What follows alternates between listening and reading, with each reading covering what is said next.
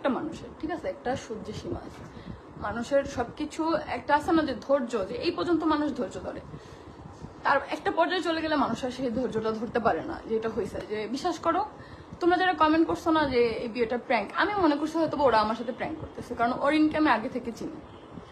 আমি কখনোই বুঝি নাই যে ওরা আমার সাথে এটা করবে, কারণ অরিনকে আমি আগে থেকে চিনি। তখন ওর সাথে আমার একটা ভালো সম্পর্ক ছিল, তো আমি ভাবছি যে বিয়ের দিন হয়তো বা সবকিছু করার সময় বলবে যে এটা একটা প্র্যাঙ্ক ছিল, তোমার সাথেও প্র্যাঙ্ক করছি, আর হচ্ছে ভিডিওতেও একটা প্র্যাঙ্ক করলাম। কিন্তু না, সে কি ভিডিও আপলোড দিচ্ছেন দেখি যে কেন বিয়ে করে নাই, আমি কষ্ট পাইছি তাই। আমি জানি এটার পিছনে আরো কারণ আছে বিয়ে করে নাই, এটা আমি তো কষ্ট পাইছি। আমি কি একই সময় কষ্ট পাই নাই? তখনও তো আমি কষ্ট পাইছি, তাও তো বিয়ে করছে। আর যদি আমার কষ্টের কথা ভাবতোই তাহলে কি আমার বাসায় মেয়েকে নিয়ে আসতো? আর অরিনকে আমি এটাই বলবো যে তোর সাথে আমার একটা ভালো সম্পর্ক ছিল, যেটা আর কখনোই হবে না।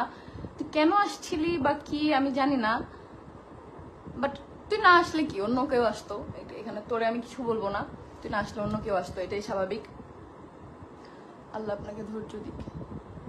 যাই হোক, আল্লাহ আমার যে এত ধৈর্য দিছে, আমি যে এই 3.5 বছরের কি কি ধৈর্য নিচ্ছে, আমি আমার আম্মুর বাসায় 3.5 বছরে এত ঝগড়া হয়েছে, সবাই জানো। মুক্তাপুর ভয়েস রেকর্ডটাও সবাই শুনছো। তো আমার তো আর বলতে হয় নাই, বলতে হয়েছে।